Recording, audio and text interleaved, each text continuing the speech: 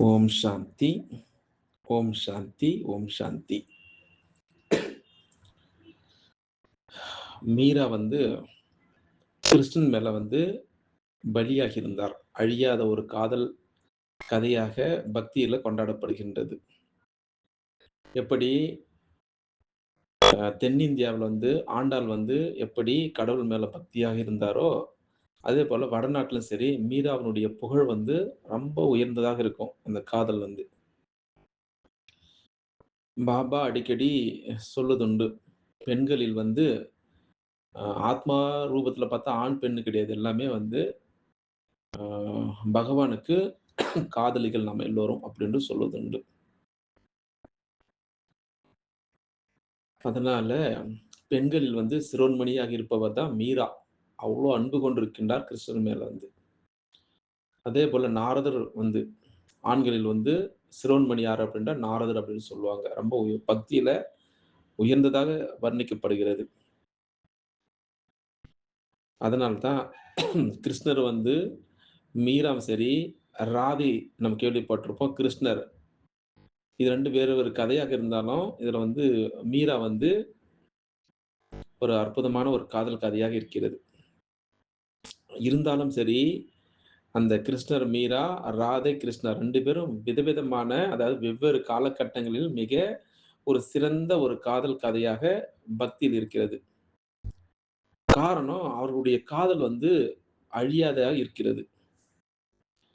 அது மட்டுமா, நிபந்தனையற்ற பக்தியுடன் கூடிய அவர்களுடைய ஆராதனையும் சரி, அழியாததாக இருக்கிறது இன்றளவும் சரி. அதாவது இப்ப இருக்கக்கூடிய நம்ம ஏற்கனவே தெரியும் சத்தியுகம், திரேதாயுகம், துவாபர யுகம், கலியுகம். இப்ப இந்த கலியுகத்திற்கும், சத்தியுகத்திற்கும் இடைப்பட்ட சின்ன சிறு யுகத்துல ஞானத்தை கொடுக்கின்றார். அதாவது இதுபோல அவருடைய காதல் கதையை இந்த கலியுகத்தில் உள்ள தம்பதியினருக்கும் சரி, ஒரு உத்வேகம் அளிக்கிறது இவர்களுடைய கதை.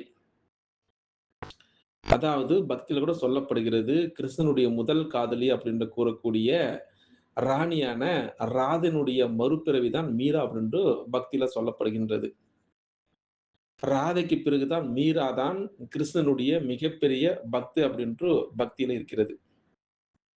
அதாவது அவர் தன்னுடைய பக்தியாலும் சரி, அவருடைய அன்பாலும் சரி, அதாவது கிட்டத்தட்ட 16ஆம் நூற்றாண்டினுடைய கிருஷ்ணரை தன்னை ஏற்றுக்கொள்ளும்படியாக வற்புறுத்தினார் அப்படின்று கதையில இருக்கிறது.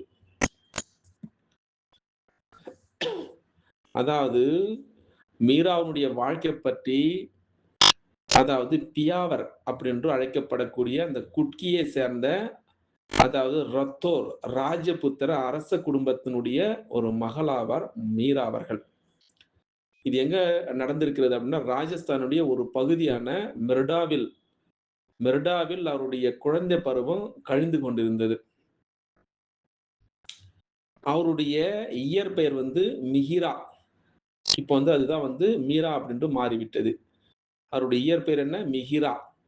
அவர் தன்னுடைய மன்னர் ரத்தன் சிங் மற்றும் வீரகுமாரி அவருடைய தாய் ஆகியோருடைய மகளாக இருந்திருக்கின்றார் மீரா அவர்கள். அதாவது மீராவுக்கு சிறு வயதிலிருந்தே கிருஷ்ண பகவான் மீது பக்தி இருந்தது. அதாவது ஒரு சமயத்துல விளையாட்டாக தன்னுடைய 4வது வயதில் ஒரு திருமண விழாவை கண்டபொழுது, அந்த பக்தி காதலாக மாறிவிட்டது. அதாவது மீரா குழந்தையாக இருக்கும் பொழுது, தன்னுடைய 4 வயதில் தன் அம்மாவிடம், தன் மணமகன் எங்கே அப்படின்று அவர் எப்படி இருப்பா அப்படின்று கேட்டார். அப்போ அவருடைய அம்மா வீரகுமாரி மெல்ல சிரித்துக்கொண்டே விளையாட்டாக கிருஷ்ணருடைய சிலையை நோக்கி தன்னுடைய விரலை சுட்டி காமித்தார். ஆனால் அம்மாவுடைய அந்த லேசான நகைச்சுவையான பதில் மீராவுடைய வாழ்க்கைக்கு அன்பும் சரி, பக்தியும் சரி, தியாகம் ஆகியவற்றை நோக்கிய ஒரு திசையை கொடுத்தது அப்படின்னு சொல்லலாம். மீரா அவளுக்கு வயது ஆக ஆக அவருடைய நம்பிக்கையும் சரி வலுப்பெற்றுக் கொண்டே சென்றது கிருஷ்ணர் மேல. அப்போ அவருடைய குடும்பத்தினர்கள், நண்பர்கள், சமூகம் கூட சரி அவருடைய மனதை மாற்ற முடியவில்லை. அதாவது கிருஷ்ண பூஜை மட்டுமே அவருடைய வாழ்க்கையினுடைய எஞ்சியிருந்த ஒரே ஒரு குறிக்கோளாக இருந்தது. அதை தாண்டி எதையும் காண்பதில் அவருக்கு ஆர்வம் இருக்கவே கிடையாது. அப்போ மீரா வந்து மீராபாய் அப்படின்னு கூப்பிடுவதுண்டு. அதாவது மீரா அவர்கள் கிருஷ்ணரை மணக்க வேண்டும் அப்படின்ற கனவுடன் வளர்ந்து, பேரழகும், தாராள குணமும் கொண்ட ஒரு பெண்.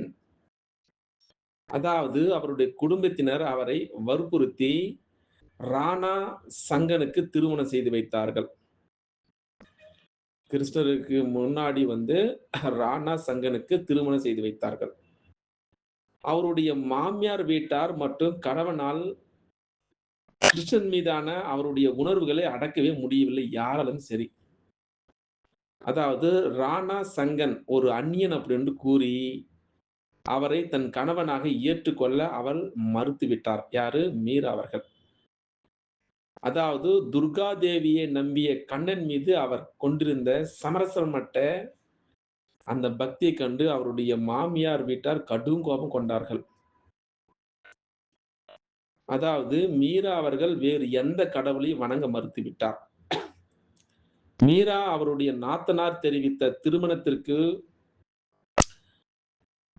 திருமணத்திற்கு புறம்பான உறவுகள் பற்றிய வதந்திகள், மாமியார் வீட்டு அவர்களுடைய உறவையும் சரி மோசமாகிக் கொண்டே இருந்தது.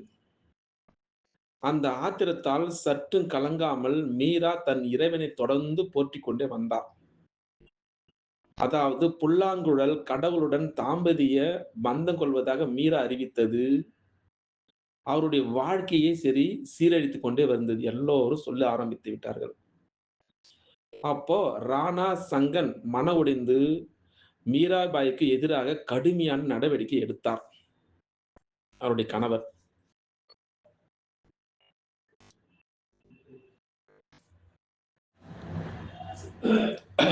இப்படியாக மீரா வந்து ஆ எதிராக கடுமையான நடவடிக்கை எடுத்தார்கள். வீட்ல இருக்கிறவங்க எல்லாருமே சரி. இப்படியாக நாட்கள் செல்ல செல்ல அவருடைய பக்தி வந்து இன்னும் வந்து தீவிரமா ஆகிவிட்டது. அதாவது மிதமிஞ்சியதாக வளர்ந்து கொண்டே இருந்தது. இப்படியாக மீராவினுடைய துன்புறுத்துதல், அந்த நிராகரிப்பினுடைய பயணம் தொடங்கிக் கொண்டே இருந்தது. பிறகு கிருஷ்ணருக்கான அந்த மாலை இருப்பதாக கூறப்பட்ட அந்த கூடையில ஒரு நாகப்பாம்பு வைத்து மீராவை கொல்ல அவருடைய மாமியார் வீட்டார் முடிவு செய்தார்கள் கடைசியாக.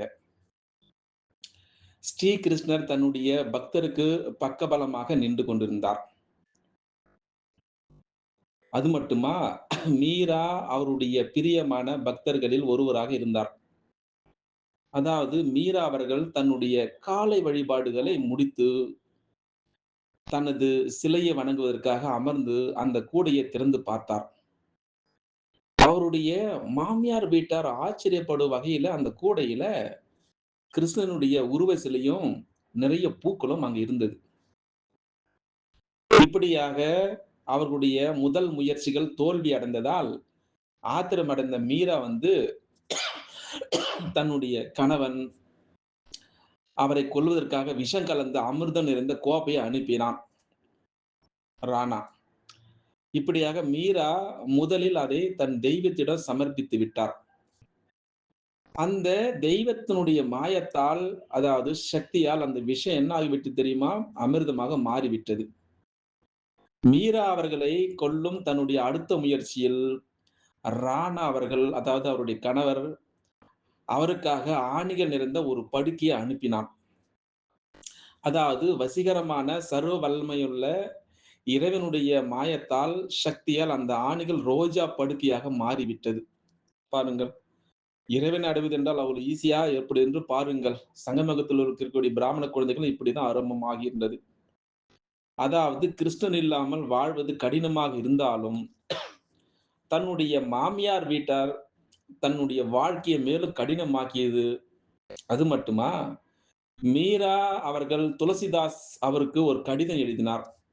அதற்கு துளசிதாஸ் என்ன செய்தார் தெரியுமா? மீராவுக்கு எழுதிய அந்த கடிதத்தில், "உன் தெய்வத்திற்கு எதிராக இருப்பவர்கள் உன்னுடைய உறவினர்கள் அல்ல.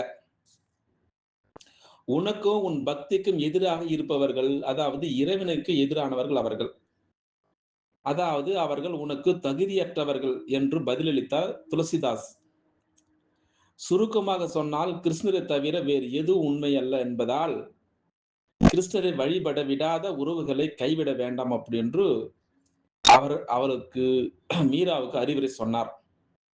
இப்படியே மீரா அவர்கள் ஒரு கோவிலுக்கு சென்று தன் மாமியார் வீட்டார்களை நிரந்தரமாக விட்டு பிரிந்தார். இது மட்டுமா, இந்துக்கள் மட்டுமல்ல, பிற மதத்தினர் சரி மீராவை ஆராதித்தார்கள். அதனால்தான் அந்த காலத்தில் முகலாய பேரரசு அக்பரும் சரி தான்சேனுடைய வருகையே ஒரு சான்றாகும். அதாவது மாறு வேடத்தில் அந்த இருவரும் சரி அவருடைய கோவிலுக்கு சென்று அவர் பாடிய மயக்கக்கூடிய பக்தி கவிதைகளையும் பாடல்களையும் கேட்டார்கள். அதாவது அக்பர் தன்னுடைய நன்றி கடனாக தன்னுடைய மரகத மாலையை அவருக்கு பரிசளித்தார். அதை கேட்ட ராணன், அதாவது அவருடைய கணவர் பதட்டம் அடைந்து இனி மீரா அவர்கள் முன் வரக்கூடாது அப்படின்னு கூறி ஆற்றில் மூழ்கி இறக்குமாறு அவரிடம் கூறினார். அப்போ மீரா அவருக்கு கீழ்ப்படிந்து கிருஷ்ணனுடைய பக்தி பாடலை முணுமுணுத்தபடியே ஆற்றில் இறங்கினார். அப்போ கிருஷ்ணன் மீண்டும் மீராவை காப்பாற்ற வந்தார். அவருடைய திருமண வாழ்க்கை முடிந்து விட்டதால் பிருந்தாவனத்திற்கு சென்று தன்னை சந்திக்கும்படி கூறிவிட்டு கிருஷ்ணன் மறைந்து போனார். பாருங்கள், அதாவது மீராபாயினுடைய பக்தி வாழ்க்கை பிறகு மீரா கிருஷ்ணனுடைய நகரமான பிருந்தாவனத்தை நோக்கி சென்றார். மீரா தெருக்களில் பக்தி பாடல்களை பாடி பாடி உணவுக்காக யாசித்தார். வைஷ்ணவர்களுடைய தலைவரான ஜீவ கோசாயினை சந்திக்க வேண்டும் அப்படி என்ற தன்னுடைய விருப்பத்தை அவர் வெளிப்படுத்தினார் மீரா அவர்கள். அவர் என்ன செய்ய தெரியுமா, பெண்களை சந்திக்க மறுத்து விட்டார். அதாவது பிருந்தாவனத்தில் ஒரே ஒரு ஆண் மட்டுமே இருப்பதாக மீரா பதிலளித்தார். இறுதியில என்ன செய்தார் தெரியுமா, கிருஷ்ணன் மீதான அவருடைய பக்தி ஏற்றுக்கொண்டார். அதாவது மீரா தன்னுடைய வாழ்நாள் முழுவதும் இறைவனை வழிபட்டார். கிருஷ்ணனுடைய வம்சமான துவாரகையை உட்பட நகரங்கள் தோறும் சுற்றி திரிந்து பக்தி பாடல்களையும் ஆன்மீக கவிதைகளும் பாடினார்.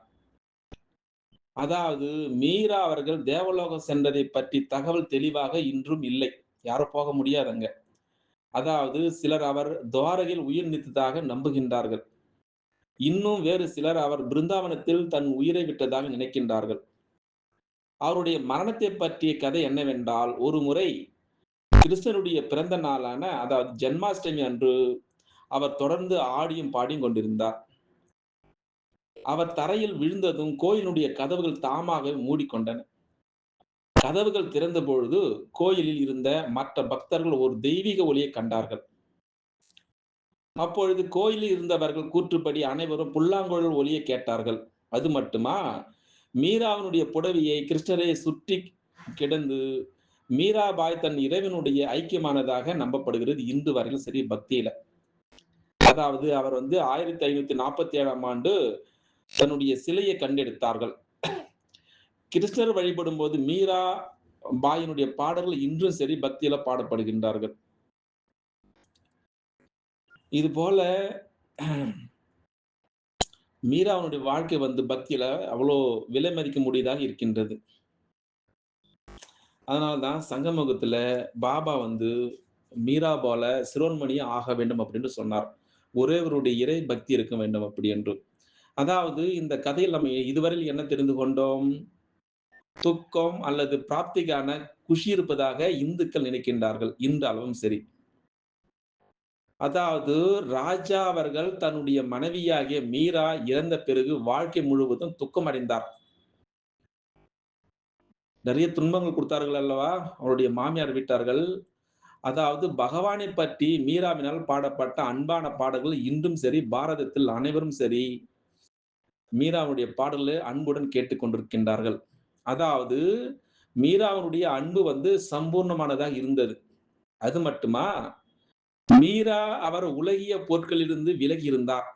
அதாவது மீரா அவர்கள் பகவானிடத்தில் பலியாகியிருந்தார். பகவானிடத்தில் அளவற்ற அன்பு வைத்த காரணத்தினால் அவருக்கு கஷ்டங்களும் சரி எளிமையானதாக தோன்றியது. மலை போன்ற பிரச்சனைகளும் சரி கடுகு போன்று ஆகிவிட்டது அப்படின்று இந்த கதையின் மூலமாக நாம் முழுமையாக தெரிந்து கொண்டோம். மீரா யார் மீது பக்தி இருந்தார்? கிருஷ்ணன் மீது முழுமையாக பக்தி இருந்தார். அதுபோலத்தான் சங்கமத்தில் இருக்கக்கூடிய பிராமண குழந்தைகள் முழுமையாக சிவபகவான் மீது பலியாக வேண்டும். மீரா போல பெண்களில் சிரோன்மணி அப்படின்றோ மீராவை பக்தியில் ரொம்ப புகழ்பாடப்பட்டிருக்கிறது. அவருடைய கணவர் கூட சரி கோயில்ல மீராவை நினைத்து நினைத்து பாடல் பாடியிருப்பார். இன்றும் அது புகழ் பெற்றதாக இருக்கின்றது. இதுதான் மீராவுடைய விசேஷமான கதை. அச்சா, ஓம் சாந்தி. சுவாமிஜி, இது என்ன ஊர்? இது பிருந்தாவனம் தாயே.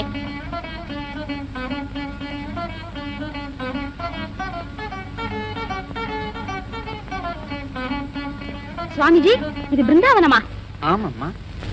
பிருந்தாவனத்தில் கண்ணன் வளர்ந்த அந்த நாளும் வந்திடாதோ, நந்தகுமாரன் விந்தை புரிந்த அந்த நாளும் வந்திடாதோ, பிருந்தாவனத்தில் கண்ணன் வளர்ந்த அந்த நாளும் வந்திடாதோ, அனைவரும் கூடி அவன் புகழ் பாடி நிர்மல யமுனா நதியினிலாடி வனம் வனம் திரிந்து வரதனை தேடி அனுதினம் அமுதனை தரிசனம் செய்த அந்த நாளும் வந்திடாதோ,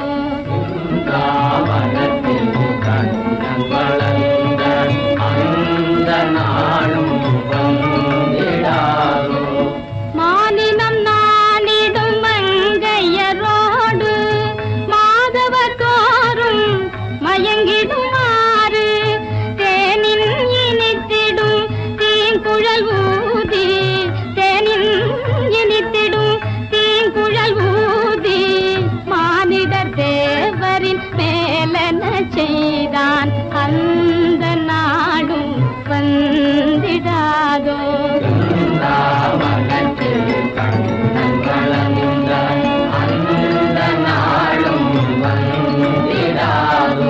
கானனம் அருங்கானனம் சென்று ஆனிரை கன்று கருணை மாமுகி மேத்திடகன்று புனிதன் மேனியில் புழுதியும் கண்டு, புனிதன் மேனியில் புழுதியும் கண்டு வானோர் பூமியை பிழைந்ததும் உண்டு அந்த நாளும் வந்திடாதோ,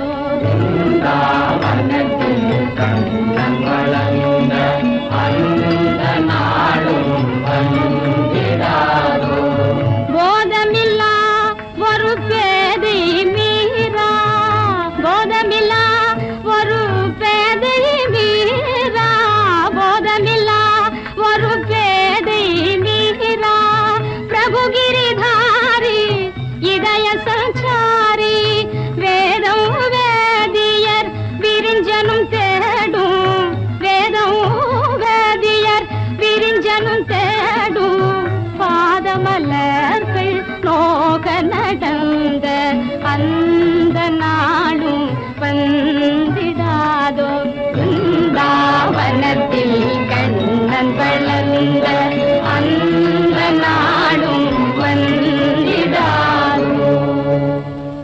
தாயே, மகாத்மா ரூப கோஸ்வாமியின் ஆசிரமம் இதுதான். என் குருநாதர் ரூப கோஸ்வாமியின் ஆசிரமமா? பிருந்தாவனம் வந்ததற்கு பலன் கிட்டிவிட்டது.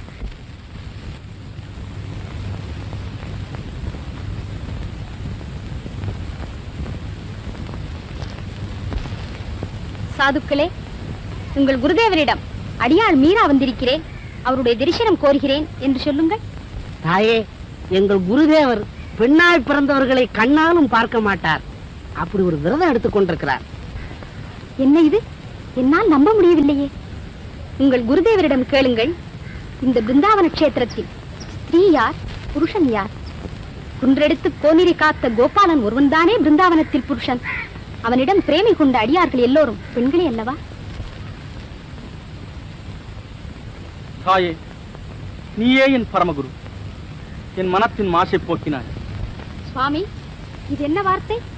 நாங்கள் அல்லவா என் குருதேவர். அடியாள் மீராவை மறந்து விட்டீர்களா? கண்ணன் பிறந்த புண்ணிய தினத்தில் எழுந்தருளி கிரிதாரியின் விக்கிரகத்தை கொடுத்து போனது தங்களுக்கு நினைவில்லையா? ஓஹோ, பரமபக்தர் தூதாராவின் பேத்தியானி. மாயக்கண்ணன் பேரில் மதுர கீதங்களை பாடும் மேவார் மகாராணி நீதானா? தாயே, உனக்காகத்தான் இத்தனை நாளும் காத்திருந்தேன். உனக்காகத்தான் துவாரகாபுரியின் பிரபு என்னை அனுப்பினார். வாம்மா. ஓம் சாந்தி, ஓம் சாந்தி, ஓம் சாந்தி. மீரா கிருஷ்ணன் மேல பலியாகி இருந்தார். அழியாத ஒரு காதல் கதையாக பக்தியில கொண்டாடப்படுகின்றது. எப்படி தென்னிந்தியாவில் ஆண்டாள் எப்படி கடவுள் மேல பக்தியாக இருந்தாரோ, அதே போல வடநாட்டிலும் சரி மீராவினுடைய புகழ் ரொம்ப உயர்ந்ததாக இருக்கும். அந்த காதல் பாபா அடிக்கடி சொல்லுதுண்டு, பெண்களில் ஆத்மா ரூபத்துல பார்த்தா ஆண் பெண்ணு கிடையாது, எல்லாமே பகவானுக்கு காதலிகள் நம்ம எல்லோரும் அப்படின்னு சொல்லுதுண்டு. அதனால பெண்களில் சிரோன்மணியாக இருப்பவர் தான் மீரா. அவ்வளோ அன்பு கொண்டிருக்கின்றார் கிருஷ்ணன் மேல. அதே போல நாரதர் ஆண்களில் சிரோன்மணி யார் அப்படின்னா நாரதர் அப்படின்னு சொல்லுவாங்க. ரொம்ப பக்தியில உயர்ந்ததாக வர்ணிக்கப்படுகிறது. அதனால்தான் கிருஷ்ணர் மீராம் சரி, ராதை நம்ம கேள்விப்பட்டிருப்போம். கிருஷ்ணர், இது ரெண்டு வேறு வேறு கதையாக இருந்தாலும் இதுல மீரா ஒரு அற்புதமான ஒரு காதல் கதையாக இருக்கிறது. இருந்தாலும் சரி, அந்த கிருஷ்ணர் மீரா, ராதை கிருஷ்ணர் ரெண்டு பேரும் விதவிதமான, அதாவது வெவ்வேறு காலகட்டங்களில் மிக ஒரு சிறந்த ஒரு காதல் கதையாக பக்தியில் இருக்கிறது. காரணம், அவர்களுடைய காதல் அழியாததாக இருக்கிறது. அது மட்டுமா, நிபந்தனையற்ற பக்தியுடன் கூடிய அவர்களுடைய ஆராதனையும் சரி அழியாததாக இருக்கிறது இன்றளவும் சரி. அதாவது இப்ப இருக்கக்கூடிய, நம்ம ஏற்கனவே தெரியும், சத்தியுகம், திரேதாயுகம், துவாபரயுகம், கலியுகம். இப்ப இந்த கலியுகத்திற்கும் சத்தியுகத்திற்கும் இடைப்பட்ட சின்ன சிறு யுகத்துல ஞானத்தை கொடுக்கின்றார். அதாவது இது போல அவருடைய காதல் கதையை இந்த கலியுகத்தில் உள்ள தம்பதியினருக்கும் சரி ஒரு ஊத்துவேகம் அளிக்கிறது இவர்களுடைய கதை. அதாவது பக்தியில கூட சொல்லப்படுகிறது, கிருஷ்ணனுடைய முதல் காதலி அப்படின்னு கூறக்கூடிய ராணியான ராதனுடைய மறுபிறவிதான் மீரா அப்படின்று பக்தியில சொல்லப்படுகின்றது. ராதைக்கு பிறகுதான் மீரா தான் கிருஷ்ணனுடைய மிகப்பெரிய பக்தி அப்படின்று பக்தியில இருக்கிறது. அதாவது அவர் தன்னுடைய பக்தியாலும் சரி, அவருடைய அன்பாலும் சரி, அதாவது கிட்டத்தட்ட 16ஆம் நூற்றாண்டினுடைய கிருஷ்ணரை தன்னை ஏற்றுக்கொள்ளும்படியாக வற்புறுத்தினார் அப்படின்று கதையில இருக்கிறது. அதாவது மீராவுடைய வாழ்க்கை பற்றி, அதாவது பியாவர் அப்படின்று அழைக்கப்படக்கூடிய அந்த குட்கியை சேர்ந்த, அதாவது ரத்தோர் ராஜபுத்திர அரச குடும்பத்தினுடைய ஒரு மகளாவார் மீரா அவர்கள். இது எங்க நடந்திருக்கிறது அப்படின்னா, ராஜஸ்தானுடைய ஒரு பகுதியான மெர்டாவில் அவருடைய குழந்தை பருவம் கழிந்து கொண்டிருந்தது. அவருடைய இயற்பெயர் மிகிரா. இப்போ அதுதான் மீரா அப்படின்ட்டு மாறிவிட்டது. அவருடைய இயற்பெயர் என்ன? மிகிரா. அவர் தன்னுடைய மன்னர் ரத்தன் சிங் மற்றும் வீரகுமாரி அவருடைய தாய் ஆகியோருடைய மகளாக இருந்திருக்கின்றார் மீரா அவர்கள். அதாவது மீராவுக்கு சிறு வயதிலிருந்தே கிருஷ்ண பகவான் மீது பக்தி இருந்தது. அதாவது ஒரு சமயத்தில் விளையாட்டாக தன்னுடைய 4வது வயதில் ஒரு திருமண விழாவை கண்ட பொழுது அந்த பக்தி காதலாக மாறிவிட்டது. அதாவது மீரா குழந்தையாக இருக்கும் பொழுது தன்னுடைய 4 வயதில் தன் அம்மாவிடம் தன் மணமகன் எங்கே அப்படின்று, அவர் எப்படி இருப்பா அப்படின்று கேட்டார். அப்போ அவருடைய அம்மா வீரகுமாரி மெல்ல சிரித்து கொண்டே விளையாட்டாக கிருஷ்ணனுடைய சிலையை நோக்கி தன்னுடைய விரலை சுட்டி காமித்தார். ஆனால் அம்மாவுடைய அந்த லேசான நகைச்சுவையான பதில் வந்து மீராவுடைய வாழ்க்கைக்கு அன்பும் சரி, பக்தியும் சரி, தியாகம் ஆகியவற்றை நோக்கிய ஒரு திசையை கொடுத்தது அப்படின்னு சொல்லலாம். மீரா அவளுக்கு வயது ஆக ஆக அவருடைய நம்பிக்கை சரி வலுப்பெற்றுக் கொண்டே சென்றது கிறிஸ்டர் மேல. அப்போ அவர்களுடைய குடும்பத்தினர்கள், நண்பர்கள், சமூகம் கூட